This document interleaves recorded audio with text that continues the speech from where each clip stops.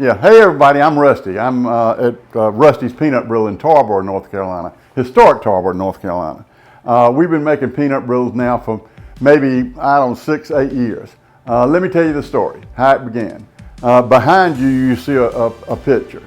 That is Miss Bertha Edwards. She was my grandmother's nurse.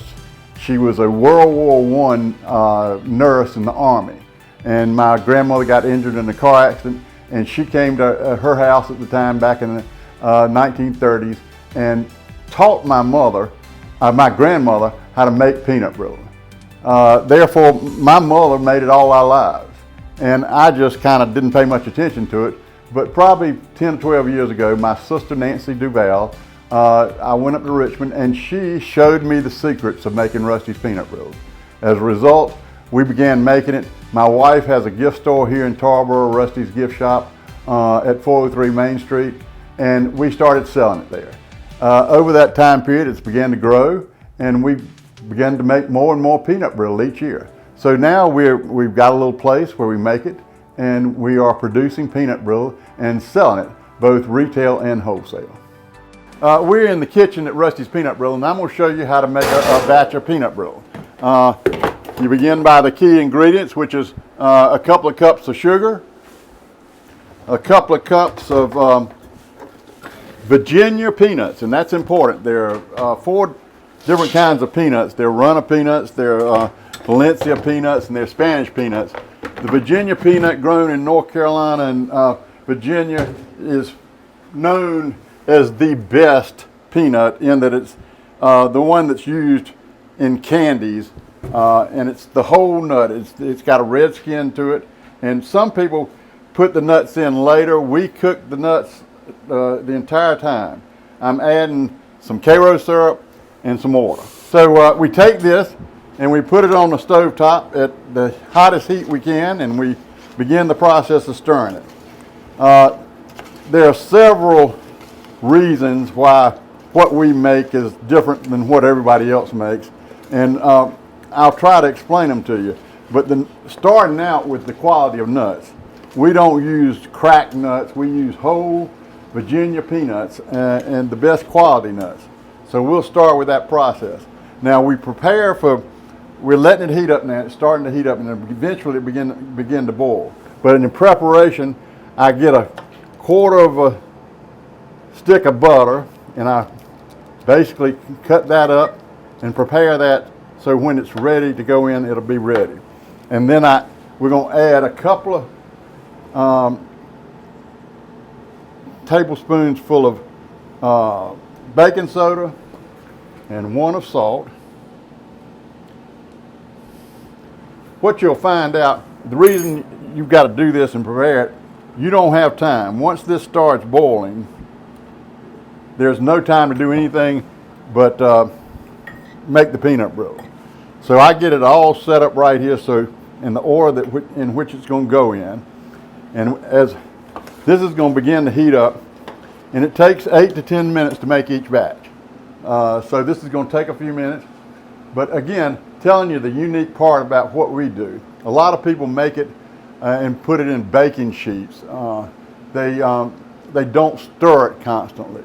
You'll see once this starts to boil, the water, what you're doing is beginning to caramelize the sugar.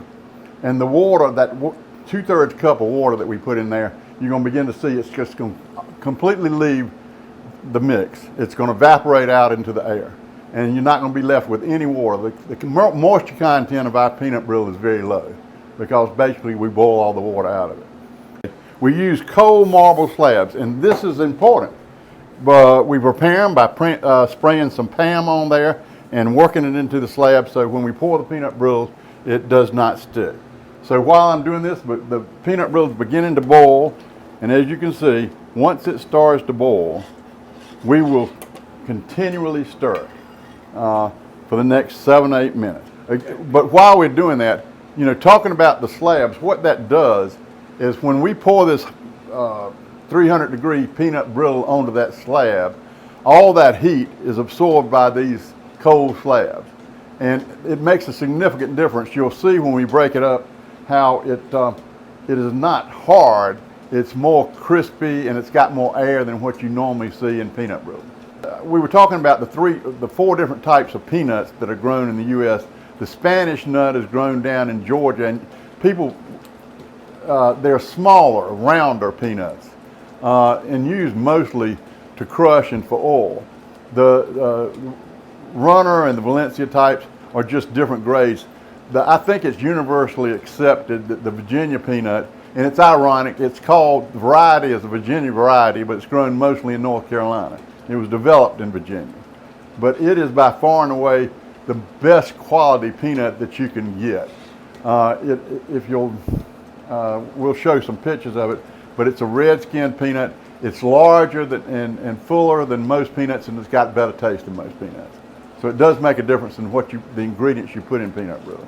And a lot of people will take cracked, when they process peanuts, they cull out a lot of the cracked nuts that can't be used for candy, and some people use that to make peanut brittle. We use a whole nut, and you can see it in the brittle how the nut cooks during this process. Okay, we're about ready to take it off. The process is very simply, we're going to throw in our butter, and we're going to let that melt into the caramelized concoction. We then add our vanilla, and the last phase is to add our baking soda and salt. And what you'll see is an explosion. It just blows up on you and starts to just expand. But each batch is hand done this way, and all of it's mixed in, and as it gets big enough, we're going to pour it out on this slab.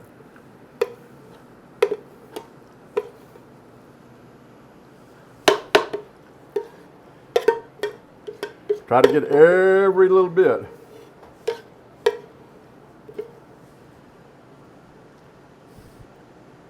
Now that, folks, is perfect peanut brittle. This is how you make peanut brittle. And you can see how that breaks up and how that peanut brittle has air in it, and it's different from all the other peanut brittles you see. Another unique thing about our peanut brittle is the way we package it. We measure out by hand 8 ounces, and that's what our package says, but we usually never do less than 8, and we'll do close to 9 usually ounces of peanut brittle. We want everybody to have an equal share. But we also put a Desa-Care pillow pack in each bag to keep the moisture out.